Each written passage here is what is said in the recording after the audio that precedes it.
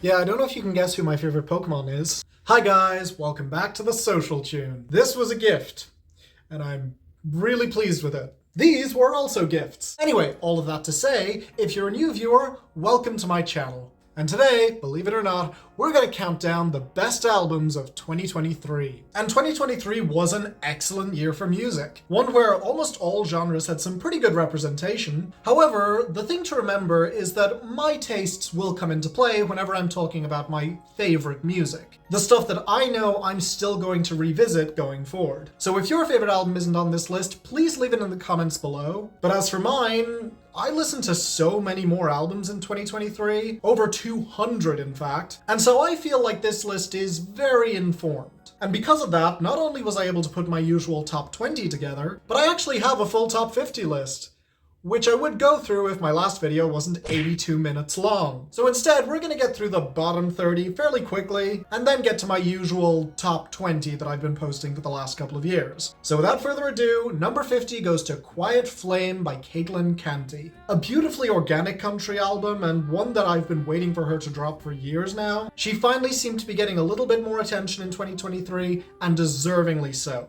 At number 49, we have The Record by Boy Genius. This album should have ruled the world in 2023.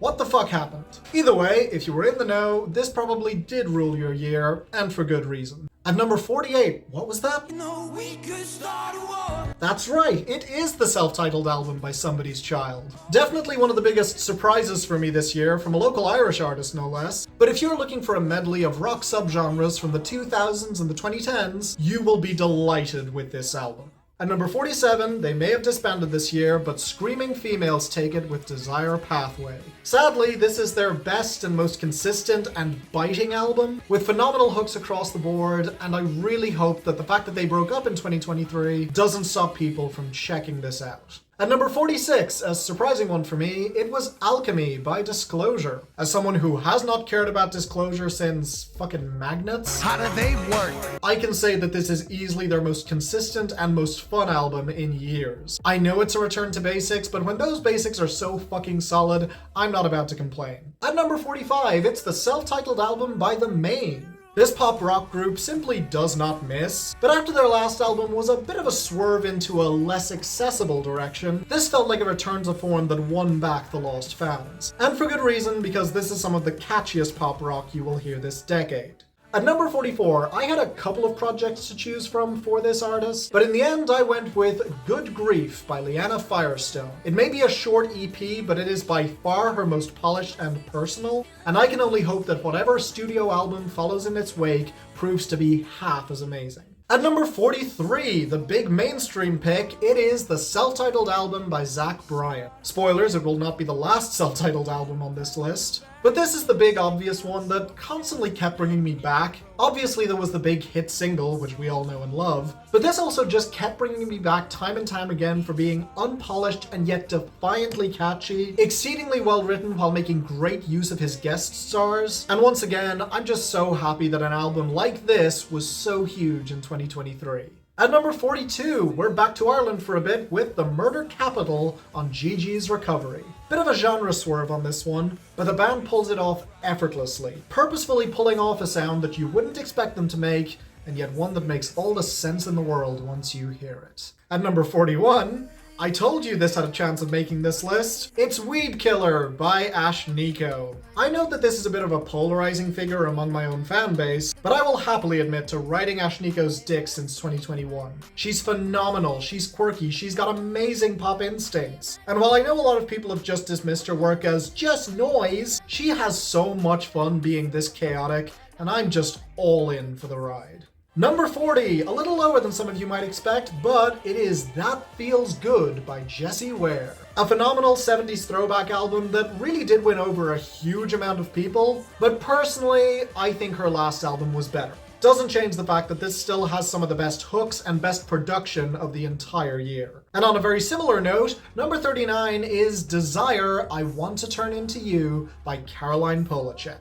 A phenomenally experimental pop album that definitely does have some of the highest highs of the year, but personally just gets a little bit more inconsistent than her last release. Still, do keep in mind that Pang would make my top 20 of that year, so take that with a grain of salt. This is still absolutely transgressive and excellent. At number 38, it is my choice for the weirdest person in pop right now, Going, Going, Gone by Hemlock Springs. I want more people to be able to make pop this weird and this fun while still being accessible. And while personally, I'm just more interested in seeing what she makes after this, the amount of hype she's gotten this year really makes me hopeful for the future. And on the topic of EPs, number 37 is Wake Up and It's Over by Lovejoy. A phenomenal little EP with barely any fat on it. I've already praised it to hell and back. The main issue with it is that there's not more of it, and I can't wait for that studio album to drop, hopefully in 2024. Sticking with the rock theme, number 36 goes to Paramore with This Is Why. This band is still making music, still going strong, and as it turns out, can still make great albums. While I still struggle between choosing this or After Laughter as my favorite Paramore album, I will fully say that this works as a sequel to that album incredibly well, with phenomenal hooks, killer production, amazing songwriting, and some of the most genuinely thought-provoking music that I think Hayley Williams has ever made. At number 35, the album that nobody else is going to have on their year-end list, but I am because I don't give a fuck,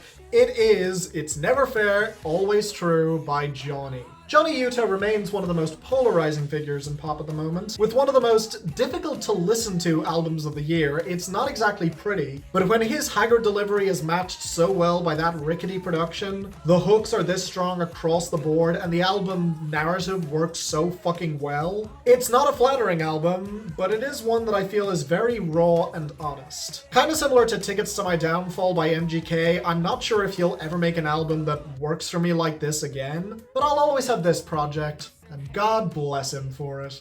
Number 34 goes to The Age of Pleasure by Janelle Monáe. So it's definitely not her best album, but can we all agree it's still a ton of fun? This was the summer album of the year, smooth as butter from start to finish, and if it wasn't for the fact that I haven't really picked it up since summer ended, I would probably be placing it much higher on this list. Either way, I'd still describe it as, well, as she puts it, so phenomenal. At number 33, above Janelle Monáe, yes, it is Subtract by Ed Sheeran. I still don't know if I'd say that this or Multiply is my favorite from him, but I will definitely say that this became one of my most listened to albums of the year. Purely because, as a guy that I've genuinely liked for years, it's really compelling and kind of sucks to hear him this openly miserable, where a lot of the subtext of his previous project Equals is actually in the text and on full display. And yet it still does manage to be incredibly catchy and re-listenable, with some of the best songwriting of Ed Sheeran's career. And I really hope he felt better after making it. At number 32, it is Arm & Hammer with We Buy Diabetic Test Strips. I definitely think this album is amazing, it's tangled, it's challenging, it's got some of the best hooks as well as some of the best production that this group has ever had. But I will also say that compared to another project a little higher on this list, I just don't end up going back to this one as much. I still think this is the Arm & Hammer album that works best for me since maybe Paraffin. At number 31, it is one of the most gorgeous albums of the year, The Restless by Karen Jonas. This is one of the smoothest and most languidly gorgeous listens of the year, and while it may have dropped off a fair bit since the mid-year, I still think it's fucking fantastic. Easily the most I've enjoyed a Karen Jonas album to date. Honestly, the only reason it's not even higher is because other albums similar to it started to fill its niche for me, but this is still fucking sensual, sexy-ass country music in its best possible form. And speaking of artists making their best projects to date, at number 30, it is The Patience by Mick Jenkins. I have been waiting for a Mick Jenkins project to work this well for me for years now. And it seems like he agrees with me because he sounds hungry on this, blowing almost all of his guest features out of the water, bringing some of the best production and hooks of his career, and generally really making me pay attention to him from start to finish for Possibly the first time ever. Well done, sir. You definitely earned yourself this spot. At number 29, this is not going to surprise anyone who knows me, it's Unreal Unearth by Hozier. After Wasteland Baby was, well, let's be real, kind of a disappointment, Unreal Unearth is the album that all of us wanted from Hozier. He got extra weird and dramatic in the content and the framing. The scope and budget of his sound is larger than life. And while I still think that his self-titled album is still his best, this was a return to form that all of us were banking on, and we fans were certainly not disappointed. At number 28, somehow sneaking past Hozier, it's Guts by Olivia Rodrigo. As someone who genuinely does enjoy Sour a lot, and has gone back to it regularly since it dropped in 2021, I can very safely say I have not gone back to it since this was released. Guts is just an upgrade across the board, from the production to the songwriting to the hooks, where Olivia Rodrigo somehow recaptured that magic and then elevated it to even greater heights, proving to me once and for all that she is not just a one-trick pony. Where I fully expected whatever she would release next to flop hard, she proved me wrong in the best possible way. Welcome, Olivia. I really hope you are now officially here to stay. At number 27, another album that I expected to flop, and it kind of did, it's No Joy by Spanish Love Songs. I think everybody and their mothers has talked about Brave Faces Everyone at this point, but much like everyone else, I had really high expectations, but was also kind of trepidatious about No Joy. And I was right to, as they completely shifted their sound, definitely alienating a few of their fans in the process, but in my opinion, the songwriting, the hooks, the incredibly empathetic framing, it's all still here. And while unlike that album, I don't think this one is gonna go down as a rock classic, it's still certainly an album that shouldn't be forgotten or overlooked. And speaking of which, at number 26, we have a much smaller release that a lot fewer people heard, but they should fix that, because it's 20 on High by Drayton Farley. There's a part of me that is stunned that this is so low on the list, considering it's some of the best written, produced, and most mature country music to be released this year. And while I know a lot of people have compared it to his last project and that it isn't quite as good, it doesn't matter when the quality is still this fucking high. If you're a country fan and you're someone who's in your late 20s or early 30s, trust me, you're gonna want to hear it. At number 25, God, I hope I don't cry, it is Javelin by Sufjan Stevens. That's right, Sufjan Stevens is only halfway up this list because holy shit I find this album hard to listen to. But again, that's because it's so raw and effective. I've heard some people describe the multi-tracking and some of the instrumentation as twee, and if that's your take, fair enough, I kind of see where you're coming from. But to me, it really does come across as a coping mechanism, where Sufjan Stevens just had to try and pile on as many effects as possible to make the project sound as grandiose as he wanted it to, while also leaving a certain amount of detachment so he didn't break down in the process. An album dedicated to his late partner that absolutely will bring a tear to the eye of anybody who listens to it. And at number 24, this just kept growing on me throughout the year, as I knew it probably would. It's Dogsbody by model Actriz. What can I say? Whenever I go back to this album, I am reminded time and time again that the guy who made You Won't Get What You Want by Daughters produced this. And it really shows, because this album is a similar tunnel of nightmares that you can't quite pull out of, except here it's queer as fuck, with some of the horniest and most debaucherous music in recent memory, and every time I listened to it, I couldn't help but just smile. Similarly, at 23, another album that grew on me, it's Scaring the Hose by JPEG Mafia and Danny Brown. Yeah, just wants to clarify this was before Peggy posted a pic with Kanye West. This might be a little lower than some of you will expect, but I still stand by that I think the vocal layering on Danny's vocals in particular is shaky at best, but that's really my main complaint, because there was a night that I was walking home in shoes that I was still breaking in, and I was in more pain than I could possibly put into words, and this album came on, and it was the perfect music to soundtrack my dogged struggle to get home as quickly and as painlessly as possible, screaming and gritting my teeth all the way. That's an endorsement for you. At number 22, it is the excellent Family Ties by Charles Wesley Godwin. I am kicking myself that I didn't get to this sooner. I almost missed it altogether, but as my final album that I checked out before the year end, this was an amazing note to go out on. It is admittedly a little long, but I stand by that this is the best Turnpike Troubadours album that they never made. And they put out an album in 2023, and it wasn't as good as this. With phenomenal hooks for days, burnished production, songwriting that just feels lived in, Charles Wesley Godwin made something really special here. And if you haven't checked it out, even though a lot of other publications have already praised it, I am more than happy to add my voices to theirs, even though I'm clearly losing it right now. And finally, at number 21, it's Bury the Lead by Dessa. Believe it or not, I have gone back to Chime multiple times since 2018, and yes, I still think it doesn't work as well as most people have said. Trying to blend pop, rap, and R&B in a mixture that works on occasion with some amazing highs, but isn't nearly as consistent as, well, this album, which despite all its deflection and clever wordplay, still manages that fusion far better than I think even Dessa realized. With some incredibly catchy hooks, songwriting that will absolutely floor you once you dig into the details, and a genre fusion that I wasn't expecting her to pull off nearly this well, but completely restored my faith in the Doomtree camp in one fell swoop. Number 20.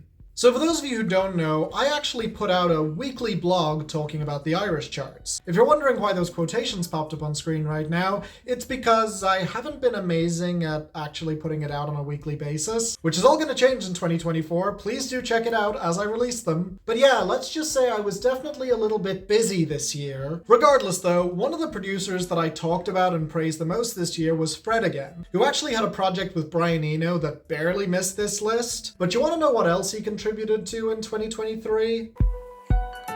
Lover, you know when they ask me, I'll tell them. Won't be ashamed, no, I can't wait to tell them. I've been a fan of the XX for years now, and I'm probably in the minority in thinking that their 2017 album is actually their best one. But when I heard that one of their members, Romy, had put together a solo project, I wasn't sure what to expect. Sure, she was my favorite singer of the two of them, but I wasn't sure if that would mean much. Turns out, it means a lot, because Midair has some of the best hooks, the most phenomenal and aching production, and most danceable vibes that I heard in 2023. Where the minor touches of producer Jamie XX, they may be few and far between, but they're still very visible when they show up. And her chemistry with Fred again is absolutely undeniable, as she spins together these wonderful queer little love stories that will tug at your heartstrings and have you coming back for more time and time again. This is probably one of the most slept on albums of 2023. I was a little bit late in getting to it, but I got there eventually. Please make sure you do the same. Number 19. I've been aware of this artist since 2020, but aside from a couple of individual songs, I won't say that I could have called myself a full-on fan. Until now, when he took all the notes that I had never actually given him and somehow managed to follow all of them. I can't drink the river to dry the land, bury the ocean beneath the sand. I'm not the first person to say this, nor will I be the last, but the fact that Music Row hasn't caught on to making Gabe Lee a superstar is criminal. Not only does he have one of the most distinct voices working in country at the moment, but his ear for hooks and immaculate production is pretty much unmatched. And on this album, he really did pull out all the stops in terms of the songwriting as well, creating not just an album that I can easily listen to from start to finish, but genuinely brought me through a whole kaleidoscope of emotions, from joy to admiration to grief. And he pulled it all off absolutely effortlessly. Once again, I have been keeping up with this guy for a couple of years now, but I'll admit that this was finally the project that not only convinced me that this guy was a superstar, but actually made me want to go back, check out his previous projects, and listen to them with fresh ears. And not many artists can claim that they have completely changed my mind on their past projects, but in Mr. Gabe Lee's case, he just might. Number 18. I've said it before, I think their last album was near flawless, so this one had incredibly large shoes to fill, and yet over the course of 2023, especially while I was traveling, this album's claws just sunk deeper and deeper. FaceTime declined, I'm trying to live in the moment like death row. The sunset in the desert, red glow, redness in the west. I sip Mexico's best slow. You know, the weird thing is that if Billy Woods and Elucid hadn't released Weed by Diabetic test strips when they did, there's a chance that this album would have been much lower on the list. It did fall out of rotation for me for a couple of months, and I started to wonder whether he and Kenny Siegel had truly recaptured that magic after all. But then I had to travel this year, not always under the best of circumstances, and being in that airport again, or on that plane, listening to that album once again, it's just the perfect soundtrack for that mood. Billy Woods has made these lists for a couple of years now, and while I don't think this is quite up there with Ethiope's or Hiding Places, I will still comfortably call this his most accessible and catchiest project to date. And yet that's not to the detriment of the incredible lyricism that he displays, his wonderfully unique voice, and Kenny Siegel's phenomenal beat selection, not to mention the myriad of amazing guest verses on this project. It's by far one of the best rap albums of 2023. You've probably been recommended before. It was on Rolling fucking Stone, for God's sake, and I'm not about to change that trend. Let's make this man a superstar. If he's willing, of course. Number 17. I'm so proud of her.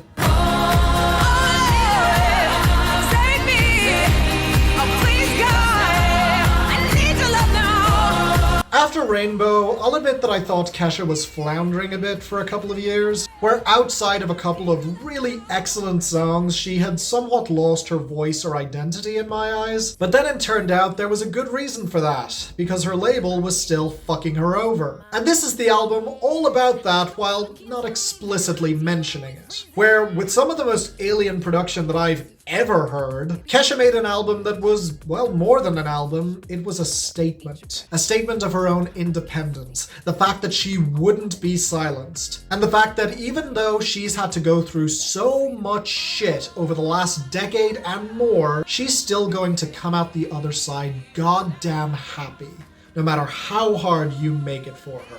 This was a huge middle finger to Kim Asabi on the way out the door, and considering that as of filming this, she's reportedly going to release a single with Lil Nas X, there's a good chance that the next wave of her career will somehow be even better. Number 16. See these guns? Yeah, I've been working out this year. Not in the last couple of months, of course. I've gotten a little doughy. But while I was going to the gym, you'd better believe this was never not on. Yeah, I'm doing it so I don't blow my out all over that balcony. It's forever.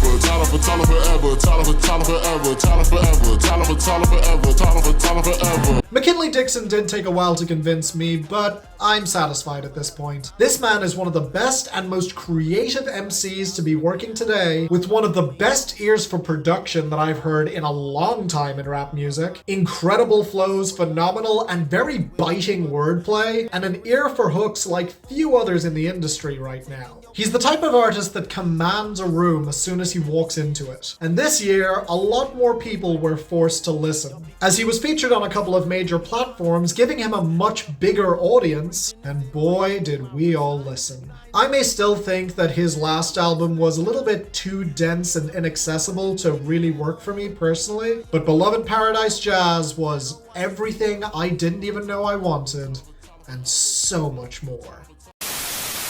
Number 15. But on a very different note, if you want a group that all of you have been listening to for years now, but might not have really appreciated for this particular project,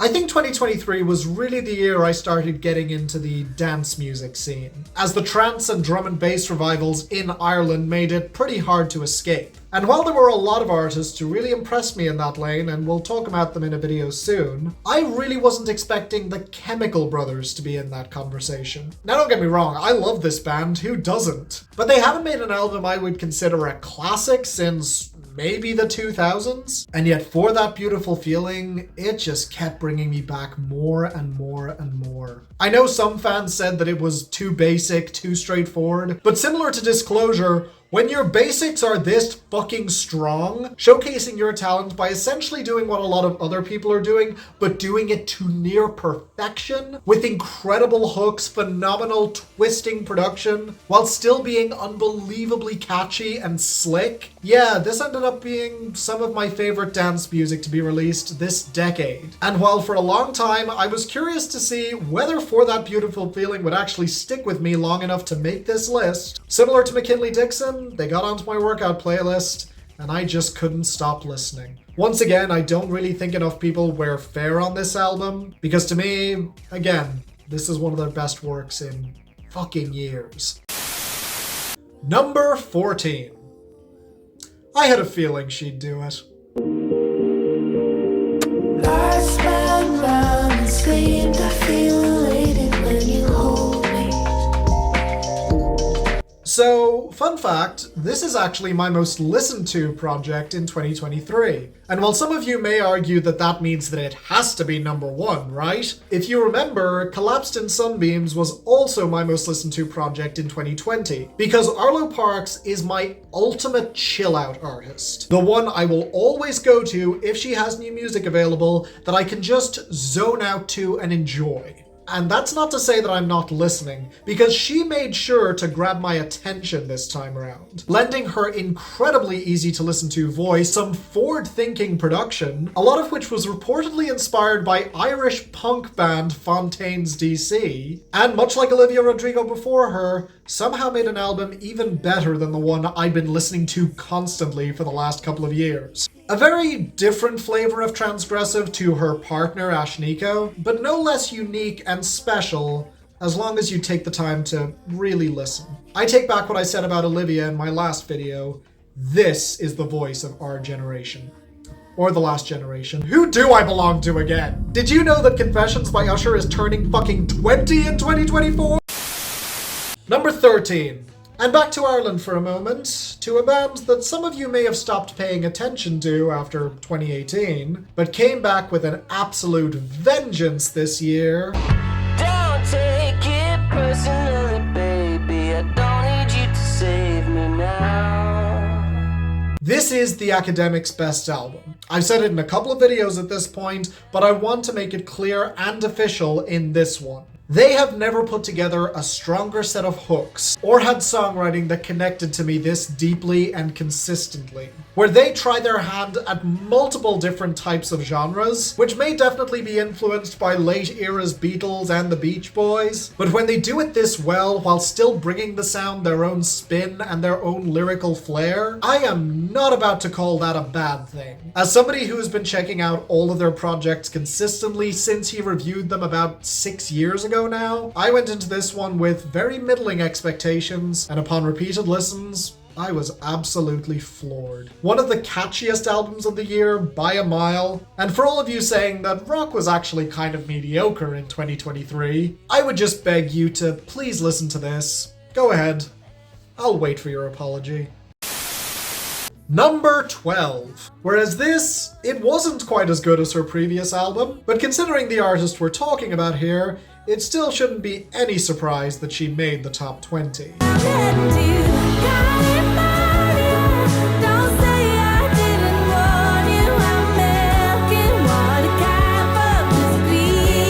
I said it many times now on the blog, in live streams, even in a couple of these videos, but if you are not paying attention to fucking CMAT, you are missing out. A modern pop star like very few others, she is genre-bending, experimental, forward-thinking, queer as fuck, and by far one of the biggest talents working in the Irish music scene at the moment, if not well beyond. And while I do know that she had a phenomenal year with even more people listening to her, I'm not going to be satisfied until I start seeing more of my colleagues discussing her. To all of you watching this, CMAT is one of the most forward-thinking and incredibly creative artists of our time, one of my favorite songwriters at the moment, purely because of how creative and quirky she is, and an ear for hooks that is fucking unmatched. And the fact that Crazymad for me, I wouldn't even say it's her best album, that should speak volumes as to just how incredible she is. Number 11. On the other hand, this is an act that I've been checking out for years with sky-high expectations at this point, and even when those expectations aren't met, he has continuously blown me out of the water in the long run. But this project, you're backwards, but this project, it connected far more quickly than even I was expecting. It was always all of a sudden. All's well till it's all of us pulling a button. I am always into something. I am always into something. You know, what I think really makes this album work, and what makes it his best project since The Impossible Kid, is that he really recaptured his absurdist behavior while still very much keeping the humanity alive. Which is hard to do on an album that is all about the misuse of technology, where the systems that we built might be technically perfect, but because we, the creators, aren't, things are bound to go wrong. With some of the best hooks that he has put together in years, including one song that easily stands among the very best of 2023, Aesop Rock just made me laugh and smile and stare into the void repeatedly from the moment I heard this. Much like Maps, this is another album that is absolutely phenomenal to travel with, and it'll run you through the gambit of emotions as well as being ridiculously catchy and, of course, wordy. Yet another easy showcase to everyone who listened to me that this guy is my favorite rapper. Number 10. Shout out to Ryan of Not Real Music. You're the reason why this is here.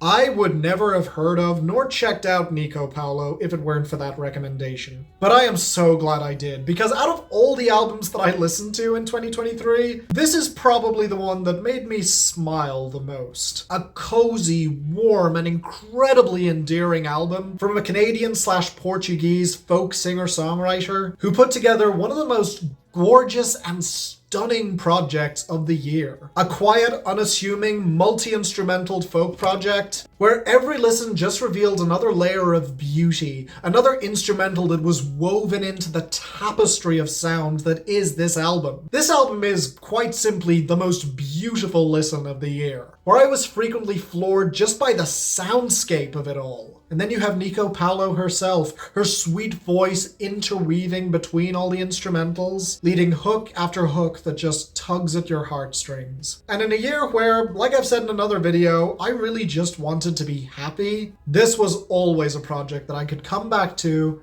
and just sigh with sheer contentment. Number 9. And I found another Bulbasaur. I really do own a lot of these. So there were multiple artists that I was considering to take the rap album of the year, and I could have gone with something safe like Billy Woods or McKinley Dixon, but in the end, no, I went with something a little more local. I just love to disappoint, I'm on to season 2. Sequel, lose my equal in this bitch, I'm one of one. Johnny McEnroe, I'm serving like it's 30 love. Look, I said earlier that Aesop Rock is my favorite rapper, but when it comes to who's my favorite rapper right now, this might sound lofty, but it's right up there between Jid and this guy. Kojak has so much natural talent and charisma, and a gift for storytelling that is near unparalleled, even if it is quite specific to his life living in Dublin. And yet he captures the image of living in this country so well that I find it very hard to remotely fault him. And this, in my opinion, is a new high for him. A concept album where he plays a very exaggerated portrayal of himself as a cameraman. Living in Dublin, trying to get through life despite being very flawed, as he faces the ups and downs of his career, his love life, and trying to reconcile with a past that does still haunt him in some ways. Particularly the ever-present ghost of his dead father, which was a primary theme on his last album, Town's Dead, but here it's even more vivid, with a greater emphasis on phenomenally smooth production, stunning chemistry with a ton of guest stars, most of whom I wouldn't have even thought to put together with him, or even someone like Big Pig, where I don't think it's gonna work at first, ended up really growing on me in the long run. In other words, I love Kojak because in my opinion, he's one of the most relatable and human MCs out there, who really knows how to get to the nitty-gritty of what makes us people and knows how to make music to soundtrack that. It's not grandiose or over the top or all that epic, but neither are we. And he makes mundane life sound so goddamn gorgeous that I really can't fault him for it. Number 8. And speaking of artists delivering their best work to date, We don't give in to the weakness.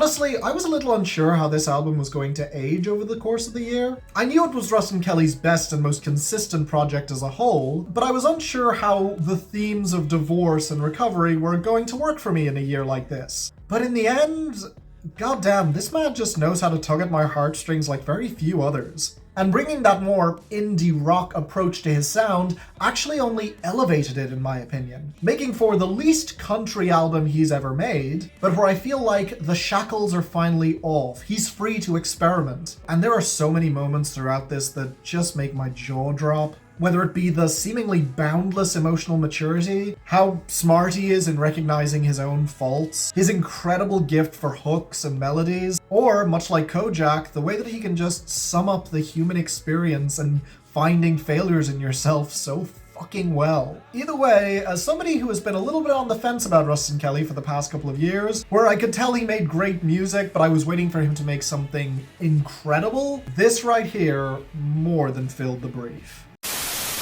Number 7. The thing about Rustin Kelly is that, especially in the past year, I feel like he's gotten more fans than ever on board. But you know what? When is this woman going to see that same treatment? Things are going well, so I better put a stop to it. I'm a saboteur, you know I get a kick from turning you off, yeah. Similar to Rustin Kelly, this album is all about recovery and finding acceptance in yourself, except unlike him, I was hooked by this woman from the moment I heard her. The husky voice of Billy Nomates is so fucking unique, with such an avant-garde way of blending organic and electronic production, that part of me almost feels jealous of the fans that discovered her back when No came out. The kind of artist who is bold as brass, willing to experiment, and is not gonna take any shit from you. And yet despite that, she has a knack for showing off that vulnerable side in a way that really makes you feel for her on this project. It's not just that the hooks are fucking stunning back to front, but that she herself is well aware that life in this industry is difficult. And when you're fighting to be heard, it can be very easy to just throw in the towel and give up at a certain point. But Billy Nomates, she's not gonna go out without a fight. And I fucking love that about her. I had a chance to see her twice this year. Sadly, I couldn't make the second one due to personal emergencies. And I would gladly pay to go see her again another 10 times over. She is that captivating of a performer. The rest of you had better catch up soon. Number 6. As much as I adore CACTI though, it wasn't quite my favorite rock album of the year. Because the moment I heard this, as much as I know some people will split hairs or say that it's not quite his best, for me at least, he has never made an album that quite matched this. Is it a mistake? We watch the sunset, dream smart. Jeff Rosenstock has been kind of on a critical tear for the past decade or so. Ever since Worry, it seems like he just cannot slow down, constantly pumping out albums that are strong contenders for the album of the year. And while personally, there were individual songs that really stuck out for me, USA is probably still my favorite song from him, I was not expecting this, but boy was I delighted to get it. This is the kind of blisteringly loud punk rock that is very easy to fuck up, where you can either sound too jaded, too out of touch, or simply too old. And yet Jeff Rosenstock found a way to make everybody relate by making an album about trying to be a better person, where he's jaded, he's been beaten down many times. And while there's a lot of self-loathing that he's still working through, and it would be so easy to just throw up your hands and give up on the world sometimes, he ultimately knows to pull out of that nosedive, try to put on a smile, and slowly work on himself. Because bit by bit, that little voice in the back of his head telling him he's not good enough, it will fade away, as long as he keeps fighting and staying headstrong. And while he's well aware he's not perfect, far from it in fact, he knows he at least wants to be heading in the right direction, And isn't that half the battle? Honestly, this is the kind of album that is just so up my alley that it's kind of cheating. The strident optimist in the face of so much shit being thrown in his face, which is very much a role that I felt in 2023. Maybe I'll talk more about that someday in another video, but for now, suffice to say, this was an album that I both appreciated and really needed in 2023.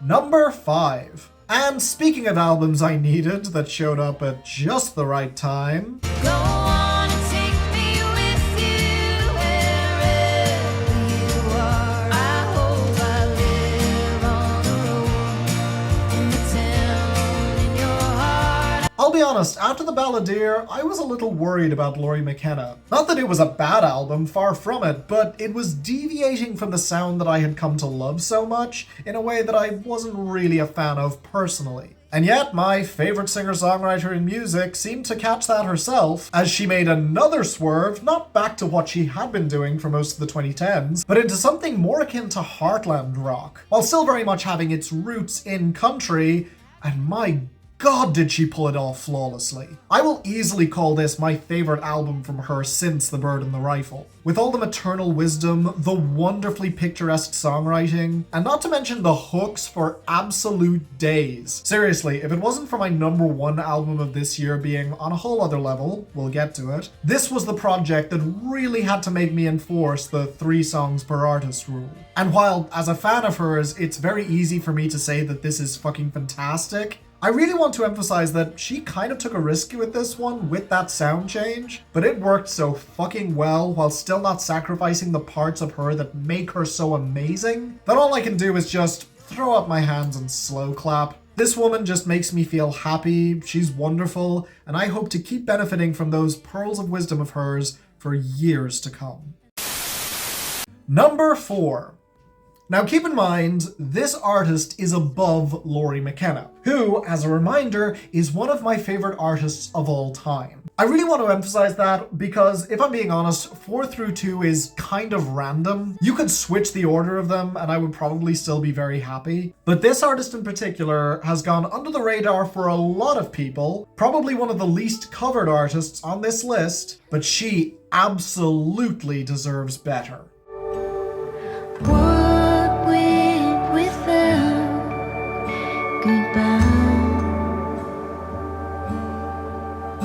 At this point, I feel like I've talked about Amanda Fields so fucking much that some of you must be getting bored. But what can I say? What When and Without is one of those albums that feels like an event. It's the most excited I've been about a new artist coming onto the country scene since Emily Scott Robinson. A sweet, unique, and deeply expressive voice, a singer-songwriter with an absolutely tragic story to tell, a knack for little details in the songwriting that just kept bringing me back time and time again, and a concept album that fucking blew me away every single time I turned it on again. The kind of divorce album that doesn't just deal with the fallout, but with the crumbling relationship in real time, as he cheats on her, leaves her, and she's left feeling utterly devastated. And that instant sympathy is what makes it so wonderful when she eventually picks herself back up and tries at least to move forward. You want her to succeed. And on top of that, everything from Amanda Fields' wonderful vocal performance, to the backwards looking style of production, to the slow, waltzing cadence on most of these songs, really calls back to an era of country music back in the late 50s, early 60s that feels like a time capsule. An era of country that I think a lot of people forget about when talking about the classics because we're currently so focused on the neo-traditional scene. But she pulled it off. And while in 2023 the bar for country was set so fucking high, Amanda, together with her producer Megan McCormick, managed to stand out and make something phenomenal. Number 3. Phenomenal. Phenomenal. Phenomenal. That's a transition. On the stage in my heels, it's where I belong, down at the Pink Pony Club.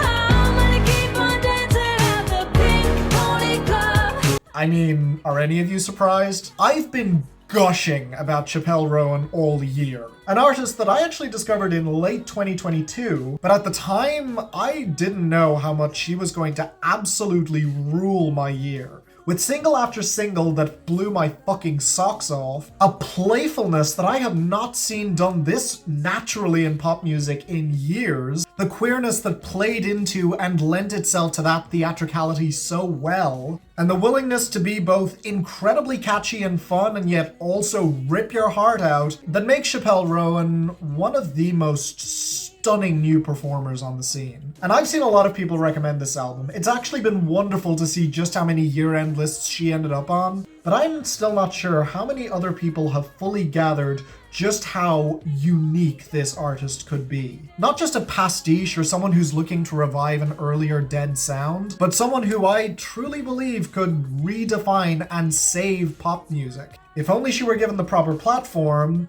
and considering the coverage she's been getting and the collaborators that she seems to be speaking to, holy shit, I really do think that this woman could rule the world, and we'd all be better for it.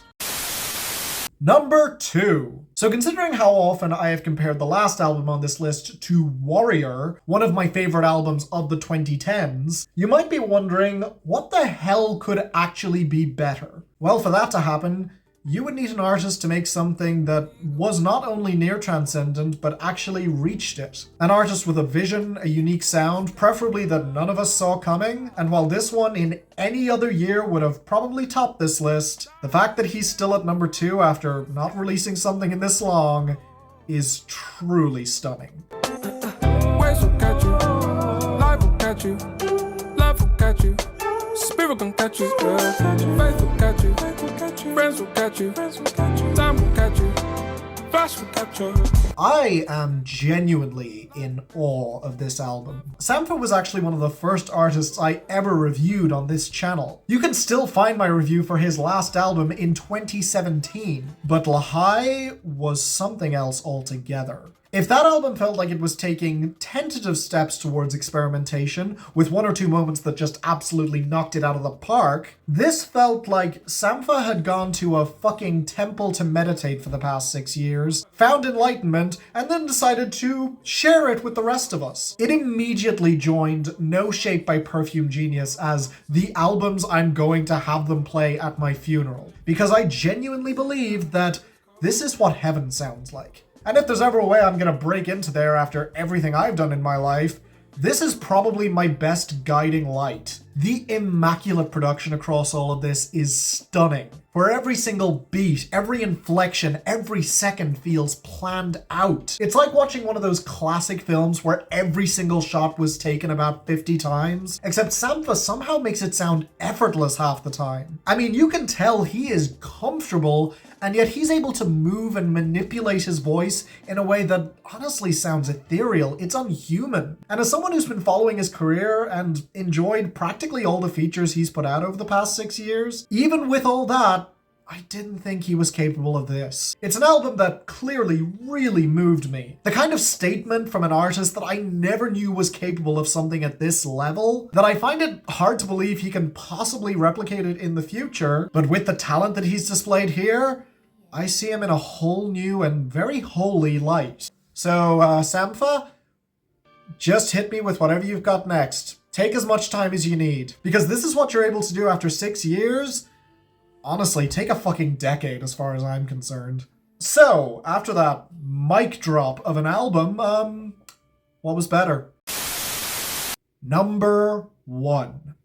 I mean, come on. If you've seen my last video, or really any of my videos over the last year, you know that the moment this came out, my jaw just dropped. Because while I have genuinely loved this artist and his work for about a decade at this point, I was never expecting him to release something of this caliber ever again. I mean, in my books, he already has a perfect album under his belt, not to mention a couple of others that are still among the best of the last decade. And yet in 2023, Jason Isbell saw a challenge, and he rose to it magnificently. Did you ever love a woman with a death wish? Something in her eyes like flipping off a light switch. Everybody dies, but you gotta find a reason to carry on. A few years ago, I made discography run-throughs for two of my favorite artists, the Canadian band Marianas Trench and, of course, pop sensation Kesha. I reviewed all their albums that had been out at the time, and I took it on a track-by-track basis, which is something that I rarely want to do for artists. Even in those cases, there were some albums I was more enthusiastic about than others. But yeah, this is the first album I've heard in a while that makes me want to kind of do that again. Because my experience sitting through this album and listening to it repeatedly over the course of the year, it was one of the most humbling and awe-inspiring experiences of my life. I've talked a lot on this list about people who were self-reflective or self-critical, and how that's a trait that I admire so much in my favorite music. And Jason Isbell, he went beyond that. Not just looking at how he himself is flawed, but trying to understand why and then how to overcome it. With song after song that look at his past, his future, his messy present, revealing more flaws and warts than I think any of us were comfortable with. Although if you've been paying attention to his and his wife's albums for the past decade, you could clearly see the cracks had started to show. And this is him just pulling away the final layers and laying it all bare for us to see. And it's absolutely breathtaking, with some of the best songs of his career, stories and hooks that are going to stick in my head for years to come that I keep bringing up to friends out of context, and legitimately the first time that I've ever had to break my 3-song per artist limit for a top 50 list. Purely because if I didn't highlight just how many of these songs weren't just good, but could be the best song on almost any other album, it is damn impressive. And honestly, once again, not something that he had to do. Sure, I thought Reunions was a bit of a step down, but I thought he'd course correct and get back to something on the level of Something More Than Free, which is already an amazing album. But he went beyond that. And 10 years after his last 10 out of 10 album, Southeastern, he released this, an album that is so fucking incredible that I want everyone to hear it, regardless of whether or not they're a fan of country. I mean, for one, it's closer to rock in some ways than country music, but for another, I think the messages on here are so valid and important in today's day and age, particularly in the recent wave of, let's call it, Meninism post-pandemic, that I genuinely think that everybody should hear it. It should be analyzed, it should be studied. And Jason Isbell himself, this man deserves all the awards under the sun. As somebody with sky-high expectations for this man, this album still blew me away. It'll make you cry, it'll make you think, it'll make you stare into the void, and for all those reasons and more, Weather Vanes by Jason Isbell and the 400 Unit is my favorite album of 2023. Album of the year, ladies and gentlemen. Most of you have probably heard it, but if you haven't, oh God, fix that. And that was my list. Thank you for joining me and the Bulbasaurs on this slightly chaotic video, but I hope that you will still take the time to check out as many of these wonderful projects as you can possibly make time for. Trust me, I know it's a lot of albums, I don't expect you to listen to all of them, but if anything I said piqued your interest, please follow that instinct. And that's it for 2023. Well, almost. But more on that next month. Until then, 2024 is off to a banging start. If you haven't checked out my weekly blog reviewing the Irish charts, please go check that out. And as for this channel, I have got plans for this year. Stay tuned. And until then, I'm Finn, and this is The Social Tune, signing off.